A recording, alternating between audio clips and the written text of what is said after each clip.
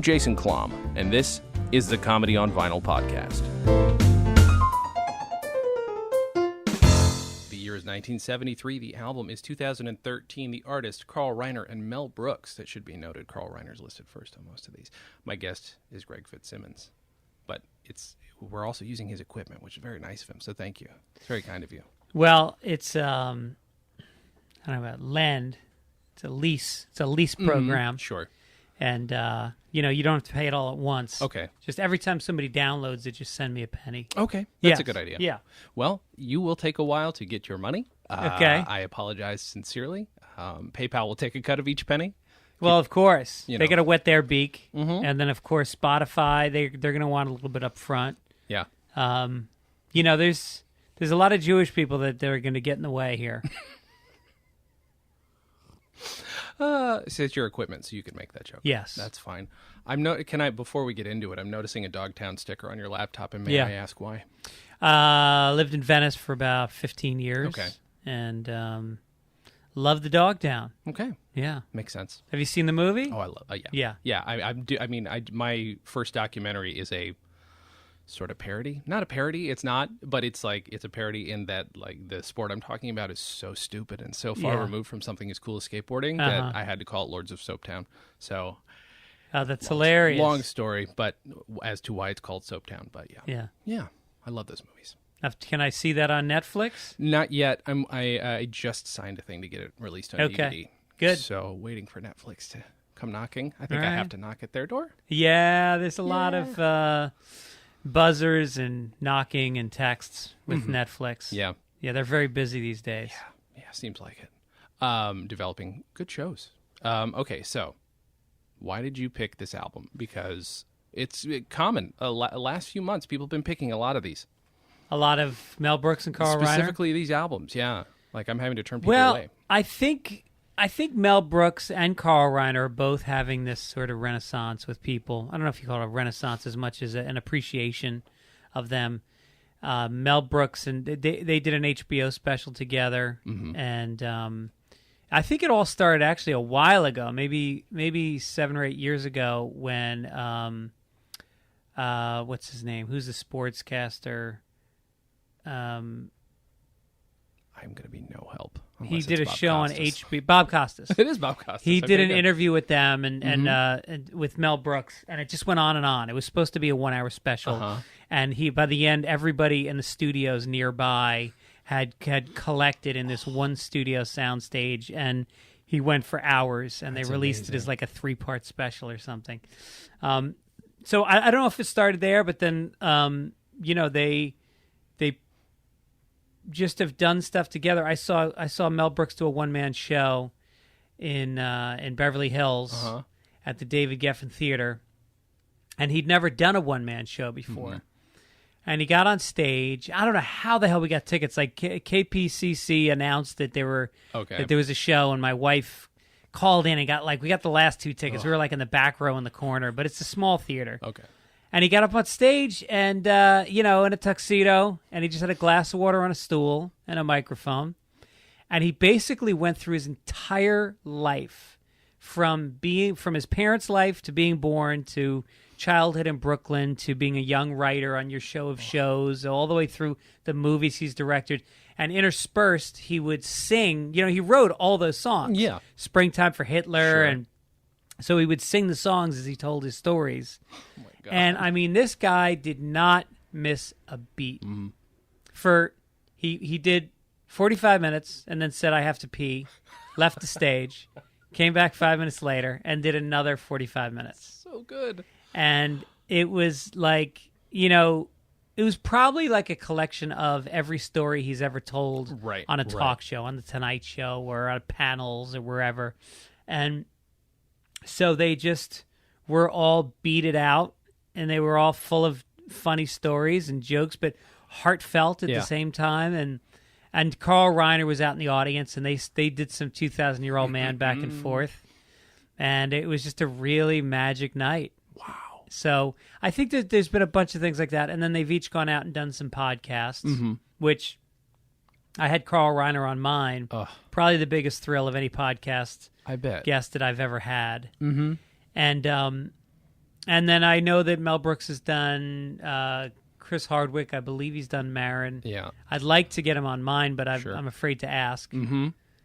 He's such a hero to me. Sure. No, I know. I have, yeah. I would say I'm just as I've sent the emails.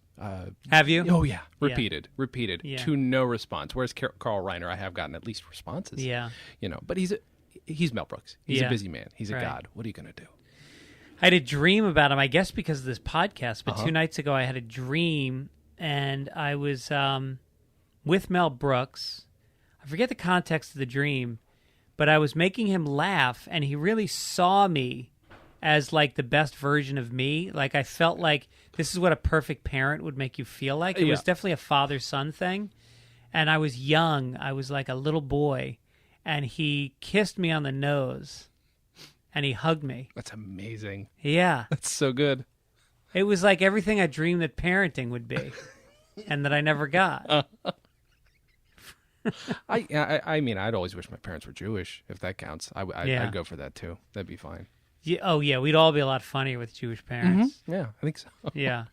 What's your heritage? Man, you know what? I've been researching that a lot lately. Found out just super German, which is what we expected. My last name is Uber German. Yeah. English, super Anglo on one side, and then I'm like 3/4 German, 1/4 Anglo. That's mostly it. Okay. With a little other stuff thrown in that I'm interested in, but there's no proof or documentation, just rumors. Yeah. I like those rumors. It's fun, but. Well, I got on Ancestry.com recently. Me and Dave Keckner. Keckner got convinced that he and I are related because we're so similar. And so we both sent out for the Ancestry.com kit. And then once you do it, you can cross-reference your DNA and you can see if you're related in any way. That's so I'm awesome. still waiting for the results. I should do that. My mom did the DNA thing. I want my dad to do it. I mean, I hope they don't turn out to be related, but you understand. Yeah. I just want to know my background. Right. I like the idea, though, of cross-referencing you and a friend who you think or hope, That's great. I love that. That's fantastic. So when did you first hear this particular album? And you picked it, you said, because it's all 2,000-Year-Old Man, whereas the other stuff is a mix of just other interview stuff. Yes. Well, I've got my initial connection to this is growing up. My father was a huge Mel Brooks fan, and so we watched all of his movies together growing up. And The Producers was always his favorite movie of all time, which was amazing that it turned into a Broadway show that got so popular because it was kind of a sleeper hit for him. Mm-hmm. It wasn't his most well-known, but we always just felt like it was the most perfect premise and the execution and the casting. And so I always had this very emotional connection to Mel Brooks through my father. And then when I was, I guess I was about 12 or 13, he bought me the 2,000-Year-Old Man collection, which is 3 or 4 albums from the collection, and just wore them down listening to them. And then as I got older, and my dad passed away, I started playing the albums for my son. We'd play backgammon when he was probably about 9 or 10. Mm-hmm. And we'd play backgammon and we'd listen to 2,000-Year-Old Man. And it landed squarely on him. Nothing was missed. I mean, it is just so purely funny. Yeah. You can't explain why. No. You just can stand back in awe and say, this is a man who represents and embodies funny. Yeah. And, when he talks about a nectarine being the perfect fruit, it's the right temperature, and I take a rotten nectarine over a fresh pear. And, he would just repeat that. And so he would repeat the album, and then one Halloween, again, he's like 10 years old, and we're out in Venice Beach, and we're trick-or-treating, and I go, oh, and it's Mel Brooks. And he goes, somebody dressed up as Mel Brooks? I said, no, it's Mel Brooks. And he turns around, and there he is, and he's out trick-or-treating because his son lives in my neighborhood. Mm-hmm. And so he was going out to trick-or-treat with his grandkids, and my son said, Mel Brooks, he goes, it's so nice to meet you. My son, I used to call him the mayor of Venice. He introduces himself to everybody. And he says, he goes, I love the 2,000-Year-Old Man. And he goes, 2,000, he goes, what are you doing listening to 2,000-Year-Old Man? You're 5 years old. And he just was so playful. And they talked back and forth. We took a picture. Mm-hmm. I'll give you the picture so you can put it on your podcast. And it was just such a thrill, and he was everything that we hoped he'd be. And And so when it came time to pick an album, I went back through my albums, and I wanted the one that had, because some of them have sketches that are brilliant also. Sure. But this is the one that was just purely 2,000-year-old man. You knew Shakespeare, you told us, you know he invented cute, words. Pussycat with a beard. How did the word shower come to be? Oh, shower. Most words came out because of onomatopoetica. You mean they sound like what they are? They sound exactly like... like... shower doesn't exactly Well, sound... listen, you'll go in a shower and you hear... But that's not shower. Well, when they added the hot water, then you walked in and went, ow, so it's shower. Very good. Shower. Okay. See, that's how we got shower. Simple. You mean all words you think are onomatopoetically All based? words basically come from the sound... Well, how about the word egg? Egg doesn't sound or look like an egg. Watch that chicken. Look at that chicken. Study that chicken very, very, very, very closely. Yes, I do. I don't see As anything. it produces an egg, and you listen to it, you'll see the chicken goes... egg! Oh, that's possible. And they pulled together different parts that had, some of them had appeared on other albums, I believe. I think so. And he pulled them all together, and this is the complete, I don't know, it's got to be like 20 tracks. Yeah, 25, I think. 25 altogether. tracks, yeah. Which is which actually concerned me, because I'm like, wait, how long is this album? Right. I mean, I don't care. I love it. I'll listen to it all day. Yeah. But I was like, oh, God, I have to prepare. How Yeah. many times do I get to listen to it? But it's so fast. Yep. So incredibly fast. And okay, maybe and again, people always expect that I know everything about the album when we listen to it, but like, I don't know how much of this is improv. It feels like 100% because he's so lively. Maybe he's got some stuff in his back pocket. I mean, do you know enough about it? Yeah, well, the whole concept started out as, there was a time in New York back in like the 1960s where people got together for cocktail parties and they dressed up, and it was lively conversation. It was intelligent. And then people that were funny would sort of just take the stage. I mean, you go back to like Dorothy Parker, but this whole idea of, repartee and dinner parties, and it turned into the first stand-up comedy in a sense. Because Bob Newhart, who, Sure. his I'm sure you know everything about these comedy albums, but he had never done stand-up comedy when he recorded Bob Newhart himself, and it won a Grammy, and it was a best-selling album, and so that was the same thing. It developed as a living room kind of a monologue, and this was the two of them at parties would just make people laugh, and it started out as a 5-minute bit. And then, and it might have actually started in the writer's room. Yeah.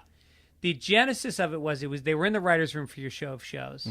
And they would just always fuck off. And so at one point, Carl Reiner just says to Mel Brooks, so you're 2,000 years old. What's that like? And he just made this noise, and that made everybody laugh. It was like this sigh.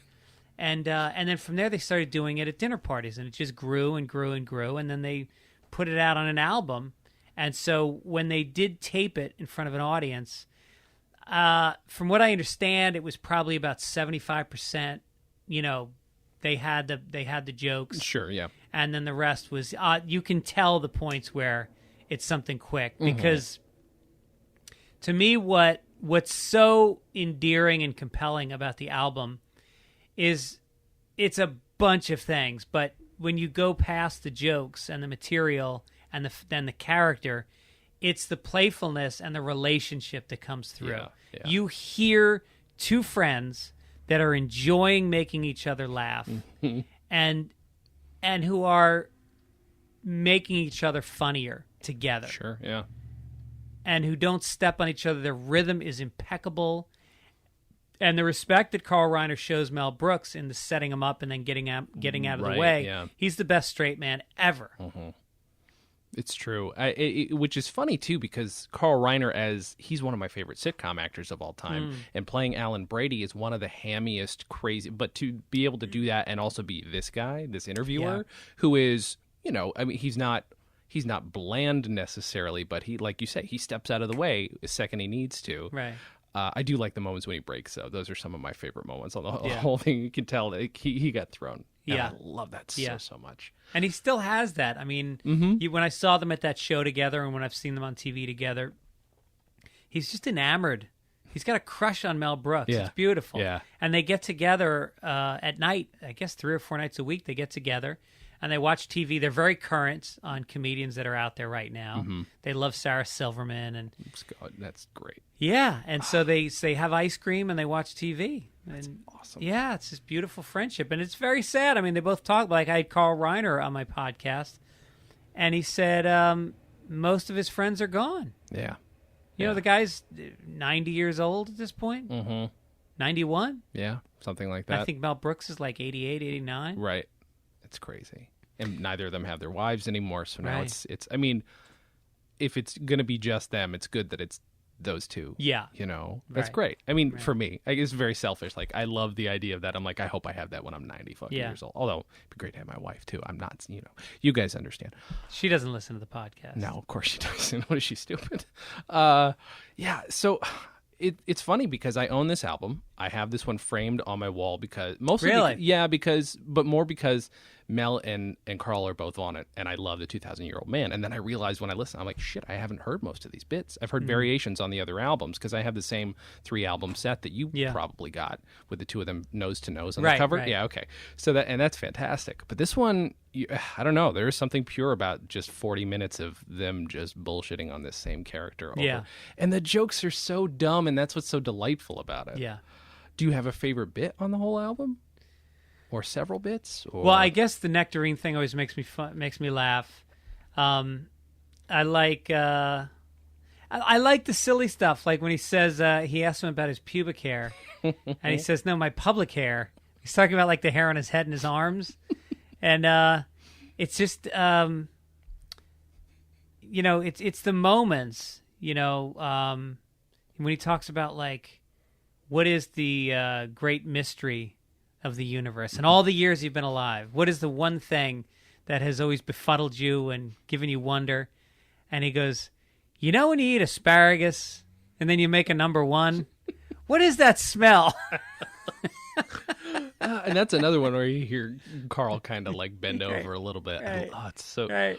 Oh, there's it's funny too. Is like it's kind of it's a pretty, like, it's a formula. Yeah. It's a great formula, but somehow it works every time he has. So what was the name of the first blah, blah, blah? And it's always like Murray or Saul. Right. And somehow that joke lands every time, and I don't know why. Yeah, he goes, he goes, did you know Jesus? And so he talks about knowing Jesus, and then he goes, and what about the apostles? He goes, yeah, I know the apostles. It was Josh and Lee and Barry. And he goes, those were not the apostles. He goes, oh, my mistake. That was William Morris. Oh God, it's so silly. It's so it's another It's another example of around the same era of like Alan Sherman and stuff, where Jewish culture, regardless of whether it's as over the top as like an Alan Sherman, where he's just singing Yiddish in a lot of stuff. Where it's just appealing to mainstream America, and it's probably though a lot of them laughing and not being sure why. The same reason I might have laughed at it when I was a kid because I didn't know, but it sounded super funny to me. Yeah. Do you think there is like, what do you think? Well, why do you think it might have resonated so well? Is it just the characters? Well, the Jewish thing really is a big part of it. There's a very Yiddish rhythm to it. There's the it's like the old Catskill comedian rhythm, but with really intelligent stuff. Yeah. And it is inside, but it's always accessible. Mel Brooks manages to always sort of co-opt that that insider feel of this language that isn't even a language. It's a pidgin language that is as associated with comedy as French is with love. And, German is with attacking other countries, and but he uses Yiddish in a way that lets you in. You always know what he means by the Yiddish word. Sure, yeah. And yet it's full of it. And it's like I've been a member of the Friars Club since 1993. Really? And been around these guys, and I've picked up a pretty good vocabulary of Yiddish over the years. And so for me to hear him, it's like I feel like I'm back at the Friars Club, and I feel like he's part of that spirit of these guys that I've come to respect so much, who went to the Catskills there was no comedy industry back then. Right. You know, that was a comedian was being there was a job where you went table to table while people ate and you tried to crack them up. Yeah. That was your job. And you did it for 4 hours a day, and then maybe during the day you got to wear a towel boy at the pool on top of being, I forget the name of it, but there was a job description for this guy, and they all did it, and they developed chops and balls and thick skin, and this there's something so confident about that rhythm because it's saying ba-ba-ba-ba, and here's where you laugh, right, and you needed that because you had people that were eating dinner. Are talking amongst themselves, and you had to announce in a way, "Here's the joke." Yeah, you know, and so so I think the way he takes that together with again just the quick mind, and which you didn't see with Catskills comedy. That was the same guys doing the same jokes forever. Sure. And here was a guy who was inventing brand new character and situations on the spot. Yeah, and then throwing it into movies that a Western. Right. A Western, a right. Yiddish Western, essentially. Right. Like there's, he even has the Indian chief speaking Yiddish, which is one right. of my favorite parts of that whole Yeah, that's right. That's right. Lazem gain. Oh, my God. The new sheriff's a Schwarzer? Oh, God. Sorry, I got to be careful. Last time we talked, just a couple weeks ago, we did 2001 years, and we ended up spending 75% of it talking about Blazing Saddles because it turned out my guest was equally as big a fan as I am. Who was your guest? Travis McElroy from My Brother and Me. And nice. Great guest, a lot of fun. Turns out he's seen the movie about 1,000 times. Wow. No kidding. Like he's kept track. It's one of those things. And I'm like, yeah. oh, well, shit, no competition here, but we loved it just as much. Yeah. Is there something about this? I mean, again, you're a stand-up, you're an actor, but like, is any like the rhythms or any of Mel Brooks like in you? Like you can sort of feel it coming out when you're being funny, or do you not notice it? It's just a part of you so inherently that. I think it definitely comes out when I do crowd work because I realize that what's funny, like you said with Mel Brooks, is that it's quick. It's not necessarily the first word he says is funny.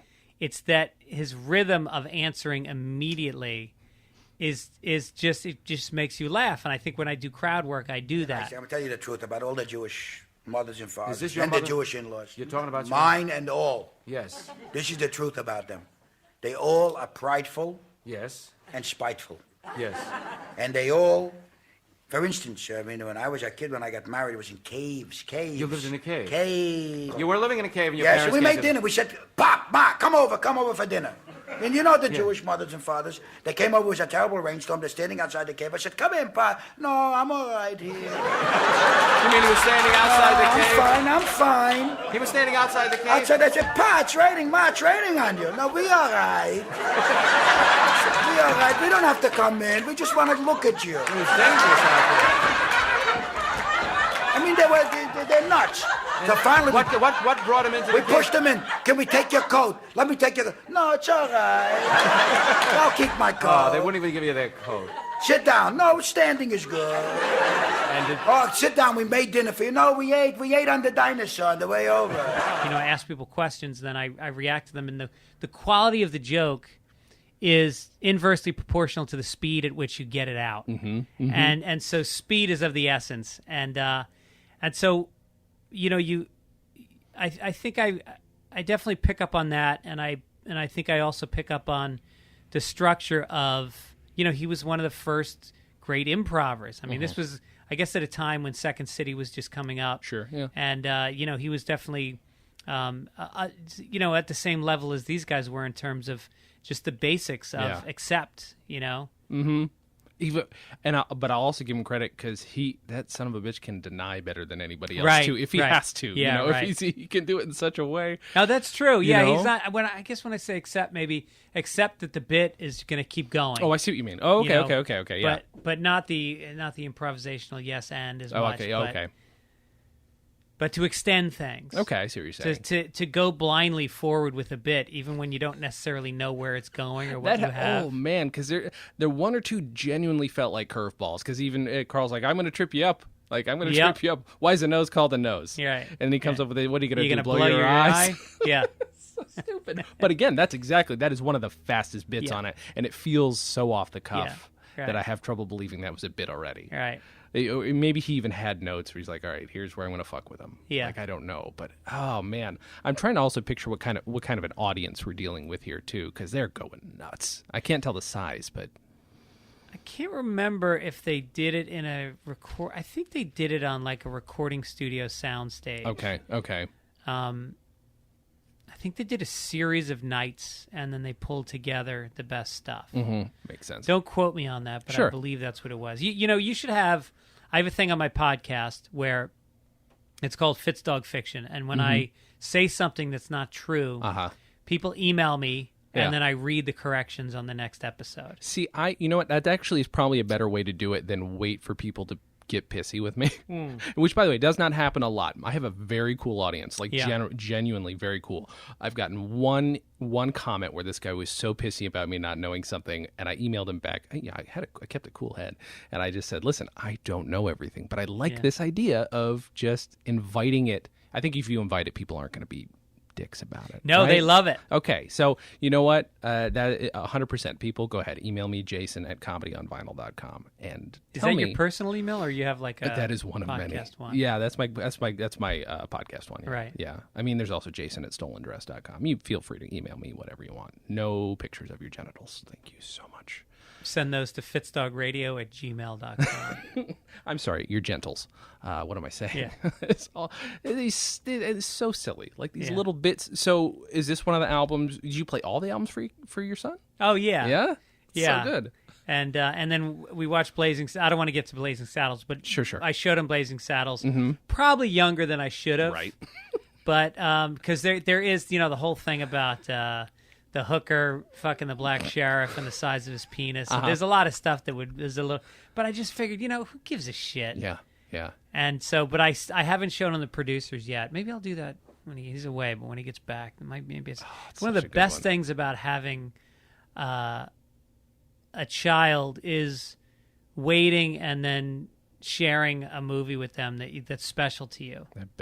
I bet. Something that, but then, it's so hard with Blazing Saddles because there's so much irony to wade through, but he's good to go. Like, I guess if he's raised with a comedian dad, maybe it's easier to navigate. I think so, and even though some of the stuff they are references he's not going to get, it doesn't matter because there's a music to it that you just get into. Yeah, my parents wouldn't let me watch it.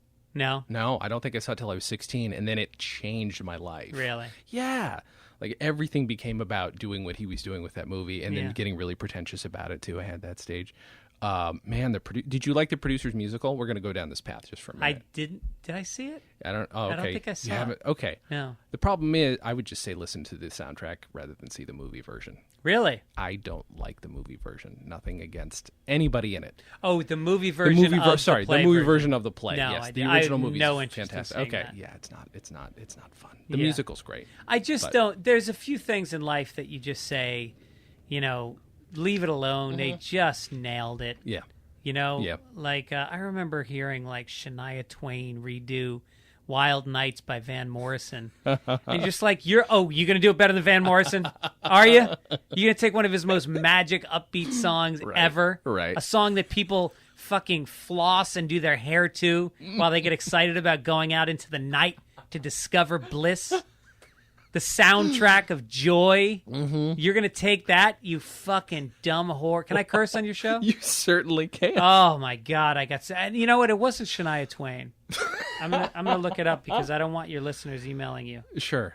Well, they can correct you. That's fine. They can send those corrections to you. That's okay. If anybody hears this,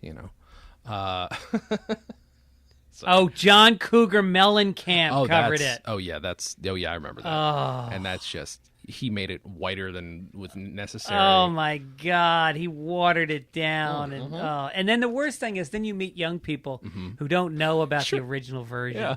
Yeah. Yeah, I mean, they've talked about like a Blazing Saddles musical too, and I don't know why that would.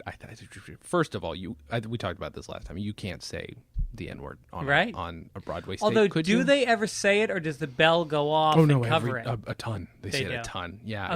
You might not think about it though, because the movie is so silly and cartoonish that Yeah. You know.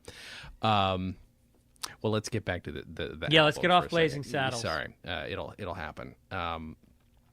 So did you have you heard? Did you hear when they did the 2,000-Year-Old Man in the year 2000, which was like the last one they did? What did you think of that one? I loved it. Yeah, I loved it. You know, it was like it felt like two masters just doing an overview. Mm-hmm, you know, it didn't feel like they were necessarily breaking tons of new ground. Sure. But they were going through it again, and it was showing that Mel Brooks was as sharp as ever. Mm-hmm. And you know what sharp means is IQ plus guts. Yeah. You know, comedy is really about risk reward. Sure. And can you go for a joke that's silly Mm-hmm. and not be ashamed if it doesn't work? Right. Yeah. And part of that is having the trust with your partner, Mm-hmm. which they have probably even in spades more than they did before. I think their relationship is probably stronger now than it ever was. Yeah. So, no, it felt a little more pat. They had it down, Sure. But he was just as quick. I think he thrives, and again, this is just total conjecture, but I think he thrives on variety in such because like every time you saw him do a one-man show, what is great is if you'd seen him do it the next night, my guess is every story would have changed a little bit. Because every time I've heard him tell a story, I love them every time. They change every time. Yeah. I've seen him live a few times. Same thing. Like one night, it's totally different to the next night. Just because you're like, the crowd wants this.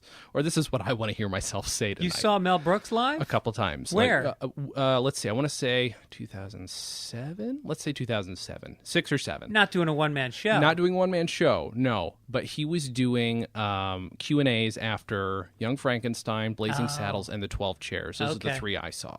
Was it at the theater? God, it wasn't at the silent movie. It was closer to over here, somewhere in Santa Monica. Yeah. And I don't remember where the hell it was. Because that one-man show I saw apparently is the first and last time you ever did a one-man show. I had a feeling because I had never heard of it. Yeah. And now I want a recording And of he this. clearly rehearsed it for 9 months. That's crazy. Yeah. That's so crazy. I know. But yeah, like between those 3 nights that I saw him and was like 5 feet away from him and didn't get to say anything, person I was with had the guts to say, "Can I have a hug?" And he gave him a hug. He did. I wish I'd have done that. Yeah.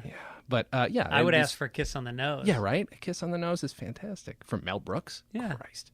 But yeah, it was different every night. And I think he thrives on that. Like at the very least, that variety. But then most comics do. Am I wrong? Is that, or do you like having a set tight and good to go? Like what's important to you? Well, there's a gestation period for me as a comic where I come up with a new bit, and obviously it's very loose. I don't really write it out. I find it on stage. And then if there's something there, then you try to stretch it out and push it and see how much more you can get. Like I feel like every bit, every idea has a certain yardage you can get out of it. Some end up being just like one-liners, and some end up being stories. And some of them end up being just jokes that have, a lot of beats to them. And the longer I do them, the more they get to be word for word. And that's when they usually end up getting pushed to the closing bit once they get strong enough. And then I sort of take them out once I get tired of saying them. And you sort of say, when I do my next album, it'll be a collection of 12 5-minute chunks that have each been sort of locked down. You know Jesus? Oh, it's a nice, lovely, thin, a nice little girl. Yes. I mean, is he as wore sandals? He wore sandals. Wore sandals. Very much as he's pictured today in the motion pictures that we see of him. Why did they make a travesty of it? You mean the Jesus They're Christ throwing superstar? over the tables and knocking over things. Well, didn't Jesus behave that way? No, he was quiet, a quiet lad. He didn't do that. No, he came in the store. He never bought anything. You had a Came store. in, yes. Oh, I see. You were a merchant. By the way, did you know any of the apostles? Did you know the 12? I knew them all, sure. Did I you knew know them- the 12 No, they apostles? came to the store. I knew them well. Oh, Sure. you knew them, huh? Absolutely. Could you tell us a little about them? Who are they, first of all? There was Ben, Murray, Al, Richie, Saul, Abe. No. Wait. That's not the apostles. Wait, that's the William Morris Agency. Wait. Well, the that's same I stuff, see. you know. So it's fresh when you feel like it. It's not necessarily I do a new hour every such and such for you. No. Yeah. No, I'm not one of those guys. You don't mind doing a bit if it still works or still feels good to do. Yeah, I feel like I want to give the audience the best show I can, and if that means on a Friday night late show when they're really talky and a little bit dumb and drunk, that something new and elegant is just going to get shit on, and it's going to make me feel bad and lose confidence in the bit. Right. So I'm gonna downshift and do some older stuff, get through the night, and know that the Saturday night first show is going to be all fresh, new, fun stuff. Yeah, that's a really, for a comic, that's a really good defense mechanism rather than just shitting on everybody. It's just I'm going to do the stuff that I know will work, or like you said, I don't want it to be shit on. I love that. That's great. Well, and also I feel like I owe them a good show. Sure. Like I don't blame them for being drunk or whatever. It's like, it's Friday night, and so my job is to make it a good experience for me and them. I don't believe that there's a bad crowd necessarily. Sure. They may not be as effusive as you like, but they're a bunch of strangers. They didn't come together and decide to be shitty. Yeah. So, for the people that aren't shitty, you just have to give them a good show. Are we able to, there's no fucking segue for this, so I apologize. Right. Can we talk about the Cosby stuff a little bit? Do you mind? Sure. Okay. So I have consciously avoided letting people talk about Cosby on the show. If they bring it up, I say, fine, but we have to talk about such and such. Yeah. We have to talk about the garbage. But you've been going out of your way to sort of reclaim his stuff in a way. What made you decide to do it? Well, the whole Cosby thing came up, and watching this statute of limitations thing kick in, when all these women who've suffered are being humiliated again. Mm-hmm. First, they're humiliated by being assaulted. Then they're humiliated by being called liars by him. And yet he's still touring. So while he was still touring, I said, how do we hurt him? And I said, well, what would hurt me the most if somebody stole my material? Mm-hmm. And so I figured that's what I'm going to do. And I just started going out on stage and doing Cosby bits.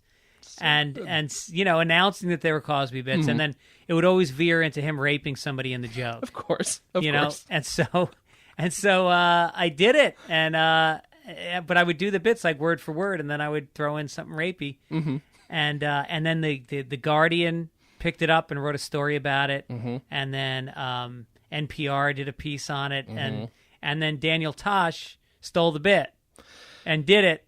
Did you hear about this? No, I didn't hear about that, but I'm not surprised. Oh, has he got a reputation for that? He's just got a reputation. Let's move on from my opinion of him, but you can tell you've got facts to go off that's of. it. He did the exact bit.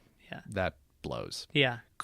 Is it considered, okay, would it be, I'm sure you're not considering this, but would it be satire if you did that as an album? You pick your favorite Cosby bits, you do greatest hits, you do it your own way, but is it, I don't know. Well, the problem is, there's a couple problems. Yeah.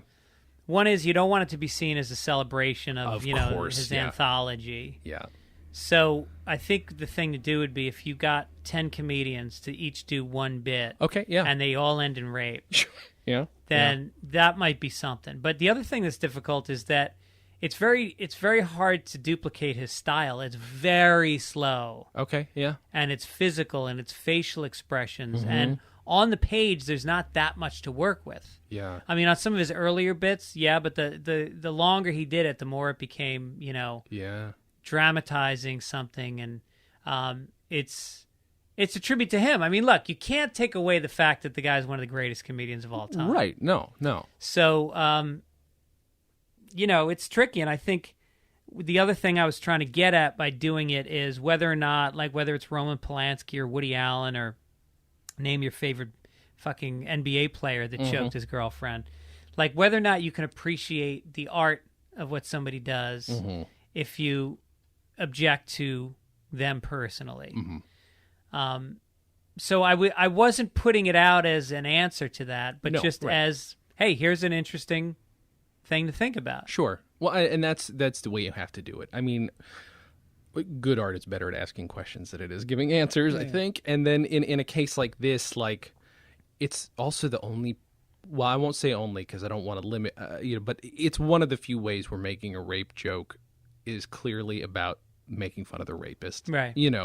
And I don't know. To me, it's a solid piece of performance art, if nothing else. But it also is a great. I wish I'd have seen you do it. But you're right, though. I hadn't thought about the idea that it is so him. It is so expressive that it would be hard to imitate. Yeah, we've talked about on the show this idea that I had years ago, where I've wanted to do a night of covers, but I've asked comedians, I'm like, what do you think if 10 people got up and did their favorite Carlin bit?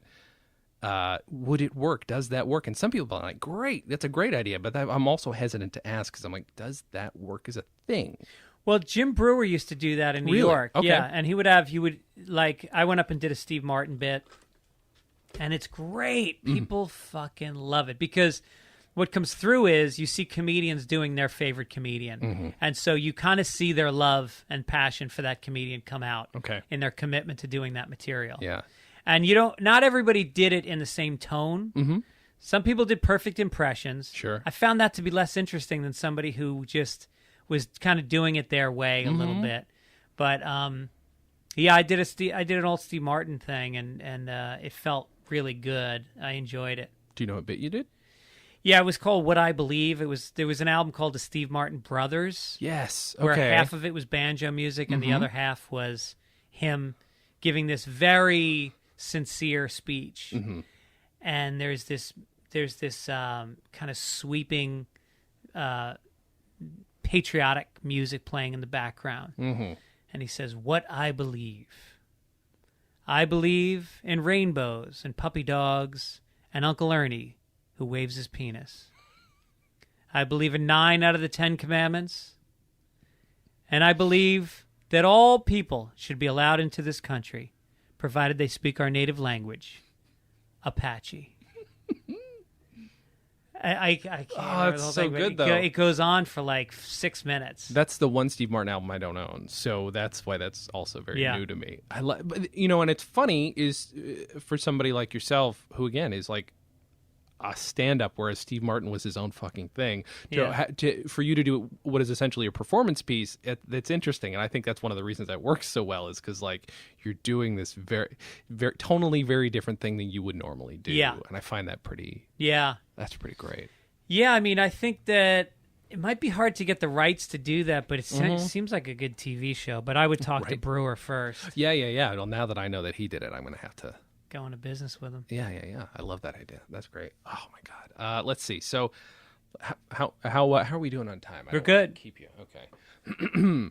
So, let's see if I can find a way to get us back to Mel Brooks positively. Probably not. So, let's go back real quick. So, after you're first introduced to Mel Brooks and Mel Brooks becomes a part of your life, did it just make you seek out more Mel Brooks, or did it inspire you to look up certain comics, get certain albums, or anything, or were you just finding what was funny, or was it popular at the time?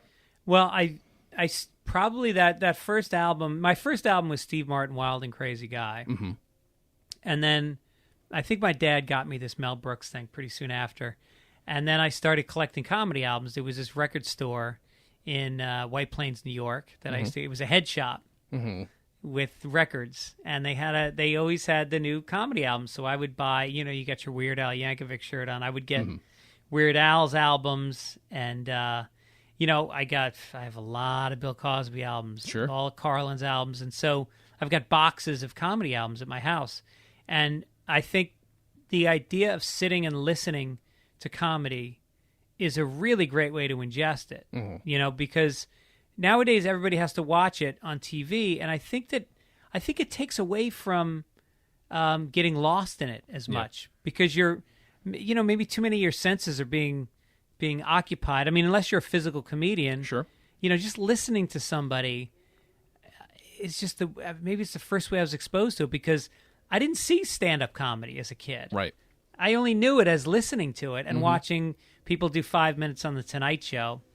And that was that felt different than what I was listening to on comedy albums, which was much looser, and people sounded like they were having more fun. Yeah. And so I guess I got indoctrinated to comedy by listening first. And the feeling I had with my father, because we listened to other comedy albums, he loved Steve Martin.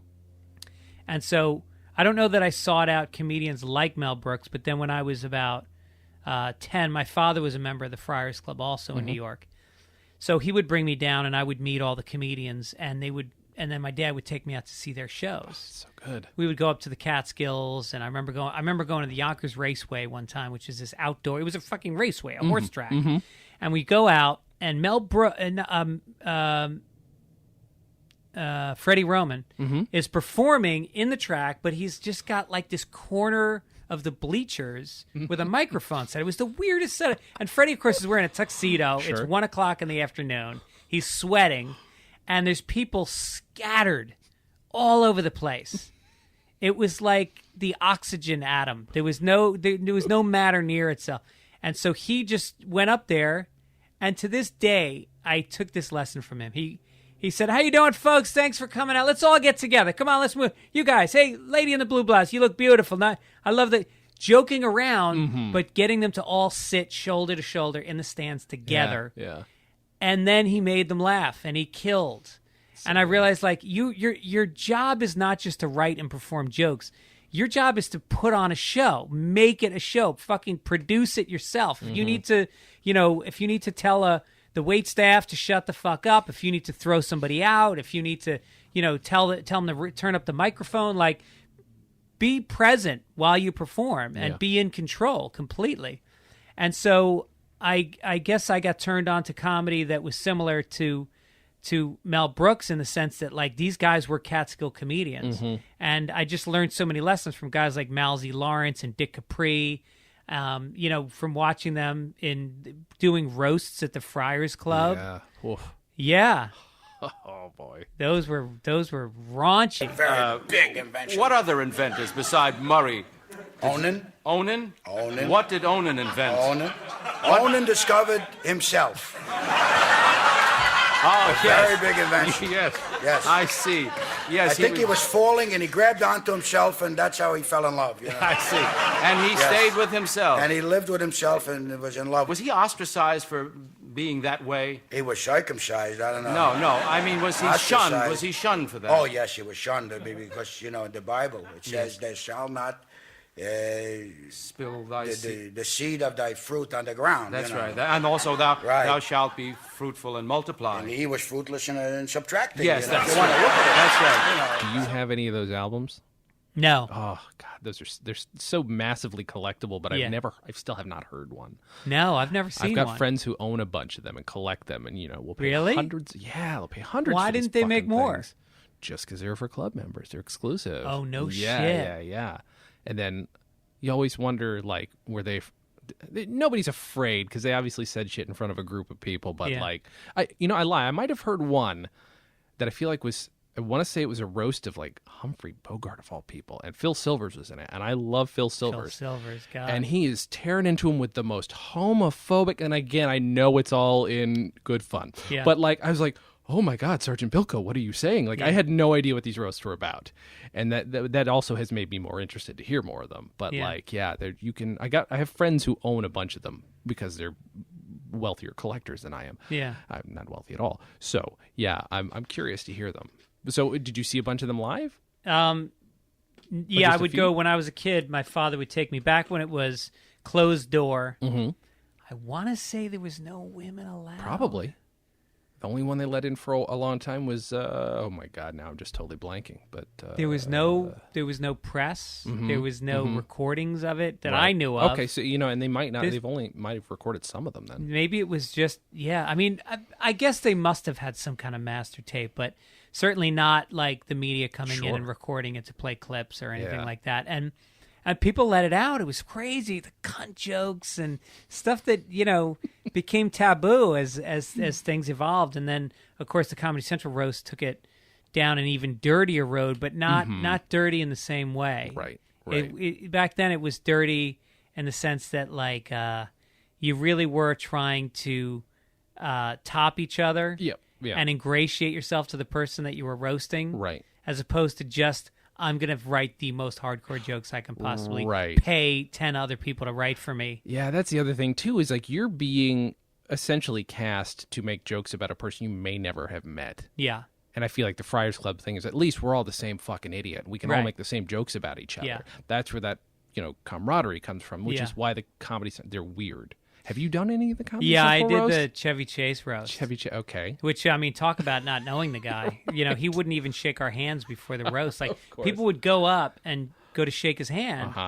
And he would literally just turn. He had sunglasses on, and he turned his back to us while we roasted him. God. It was horrible. Oh, that's rough. Yeah. Wow. But, the reason he didn't have anybody he knows roasting him is nobody would come. Yeah. He has no friends. Yeah. Yeah. I don't know if it's different later in life, but at that point, which was probably around 2000 or so. Okay. He didn't have enough friends to pull together a dais. It's so weird. He's still got this reputation. And then if you watch the National Lampoon documentary, Drunk, Stoned, Brilliant Dead. Yeah, I saw that. Yeah, it's so, his scenes are kind of heartbreaking and kind of human. And I'm like, this is the first time I've seen you be a person in so long, especially with all this shit that he's been rumored to have done to Dan Harmon and stuff. Oh, I didn't know that. Oh, yeah, because that's why there's so much bullshit on Community, so much clashing. And I know that executive producers changed a few times during that show. Yeah, and Dan Harmon has played some of Chevy Chase's shitty voicemails to him, which to me, though, what's funny, though, is when I listen to them, I almost, and again, he's got the personal experience, I don't, but I almost get a Friars Club vibe. Like, I'm going to shit on you as hard as I can because I respect you, but I also think there's a huge generation gap between Chevy Chase and Dan Harmon. You're saying I can go online and find a voicemail somewhere? Of Chevy Chase? Yeah, I think he's put them on a podcast. I feel like they're on a pod. Oh, that's somewhere. Write that down. Yeah. Chevy Chase giving him just the biggest amount of shit. Wow. So can I again? I'm sorry. I know we've gone off the rails just a little bit, but we're still staying within your influences. Yes. So apologies for my ignorance. But your dad was a member of was he a comic or he was a radio personality in New York? He was one of the biggest radio guys in New York, and so he was the token Irish guy at the Friars Club, which is almost all Jewish. Mm-hmm. And so they got a kick out of him because he'd come in and he'd make the Jewish jokes with them, and they'd make Irish jokes, and then.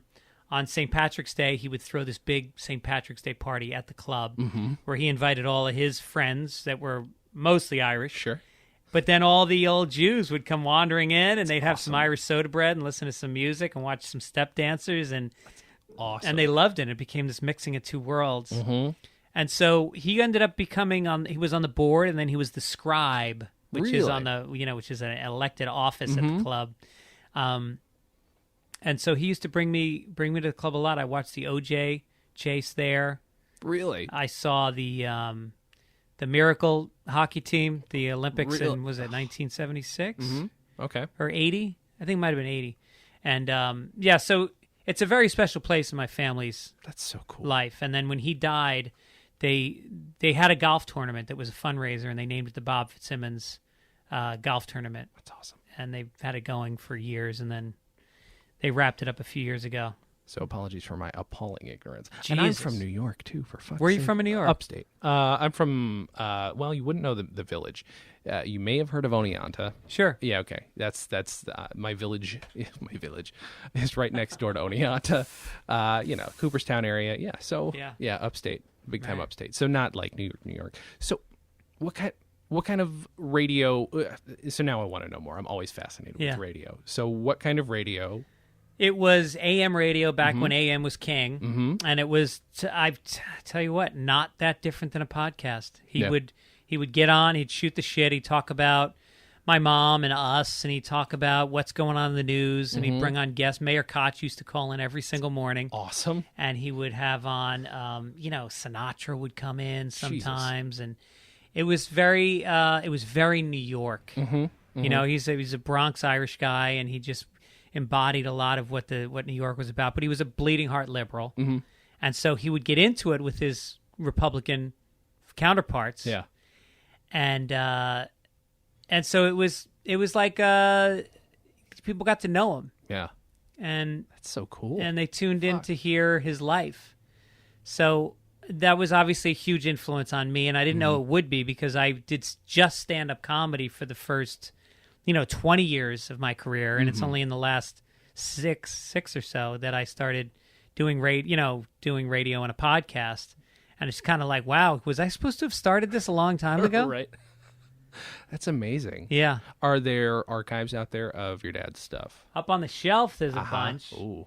But no, I don't know that you can find them online. Maybe I should make a project out of putting his stuff up online. I don't know how many people would really care at this point.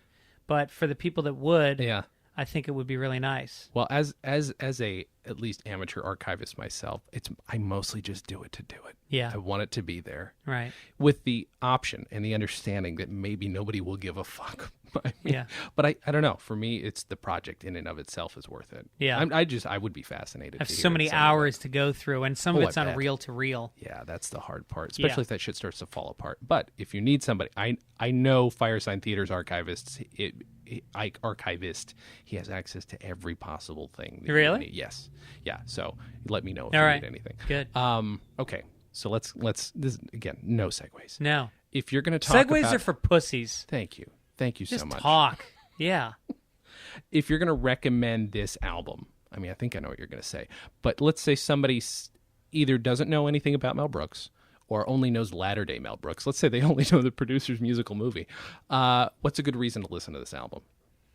I guess, again, I got to go back to the relationship between him and Carl Reiner. I think you marvel at his quickness and his references, but it's like we all wish we had a friend that we could talk like this with. Yeah.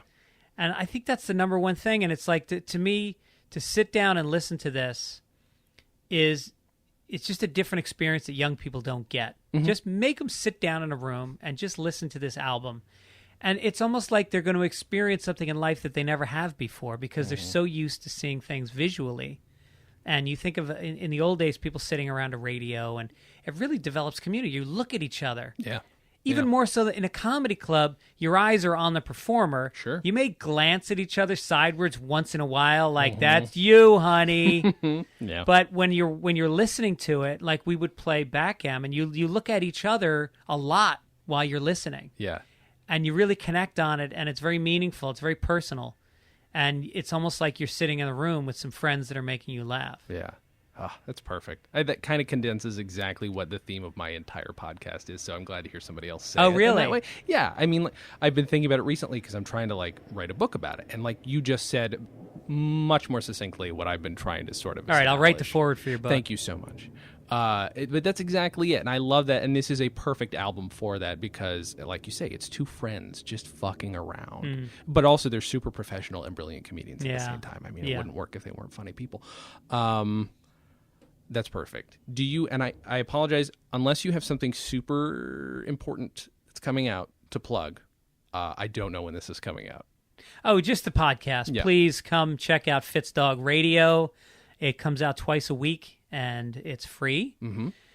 And I get, I'm lucky enough to bump into people in comedy clubs that'll come on and do the show. You know, Judd Apatow and Bill Burr and Zach Galifianakis, and a lot of fun people sit in. And the numbers have gone crazy lately. I'm not sure what happened. I think I booked a bunch of good guests or whatever, but sometimes I'll go a year where my numbers don't change that much. But then this year, they've really been going up. So it's the podcast to listen to now. And my 1 hour special is on Netflix. It's called Life on Stage. Oh, yeah, right. I got Very proud of that. It was taped in Tarrytown, New York, where I grew up, in this theater built in 1860. And that's out there. And follow me at Greg Fitz Show. Perfect. Yeah. Thank you so much for doing this. Hey, thanks for doing this podcast. I think it's an amazing thing. I think it's a real contribution to the podcast world. I appreciate it. And anything that archives comedy. Like I just had Cliff Nesteroff on. Oh, fuck. He's the best. Guys like you are really important. And I'm glad you're putting this all down. If I ever want to make myself feel like just a giant piece of shit, I just compare myself to Cliff Nesteroff, though. I will say, I do it online all the time. Actually, in that letter where I responded to that dickhole, I said, well, we can't all be Cliff Nesteroff at the end because, he's a fucking genius. Yeah. So good. Well, thank you so much for doing this. All right. Again, thank you, my friend. Thank you guys for listening. And as always, have a good thing.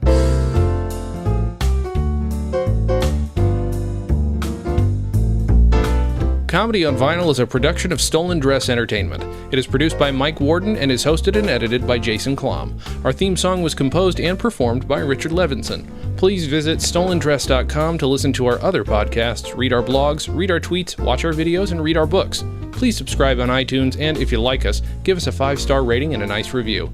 You can find us on Facebook.com/ComedyOnVinyl, Twitter @ComedyOnVinyl, and find everything else at ComedyOnVinyl.com. A major portion of Comedy on Vinyl has been underwritten by Stand Up Records. Please visit standuprecords.com for all your comedy needs and tune into the new Stand Up channel available on the Roku, where you can also find select episodes of this podcast.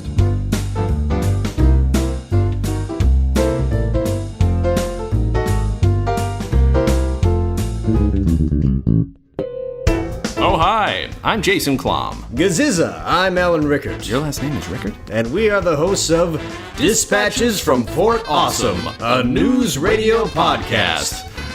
This is Jason again. I host the well-reputed... Reputed. This is Alan. Reputed Comedy on Vinyl podcast, as well as some others. Alan, though. I've been on some podcasts, also I'm an actor, and have been for nigh on several years. The important part, though, is that while we're close friends, we found a bond when we discovered that we both love the greatest sitcom of the 90s. Possibly of all time. I won't refute that. The podcast will go through the entire series, from episode 1 to episode 97. We'll be talking with other fans of the show, people who worked on the show, and you. That's right. You can email your questions about the show, and I'm not kidding here, to freakzilla@scopenet.com. That's right. We'll either try to get the answers for you ourselves or direct from the people who put the show together. It's a dream come true. You can also call and leave a voicemail for us at 646-801-WNYX. If it's relevant or funny or even stupid, as long as it's news radio related, you have a good chance of it getting played on the show. Dispatches from Fort Awesome, a news radio podcast. All of this talk of aged lunch meat and ghosts has made me peckish. Equally dumb closing quote. God damn it, Alan. Sorry. That's in parentheses. I shouldn't have actually said that. Please subscribe to Dispatches from Fort Awesome on iTunes, give us a 5-star rating, and write us a review. It helps. You can find us on Facebook, Twitter, and Instagram at WNYX News Radio.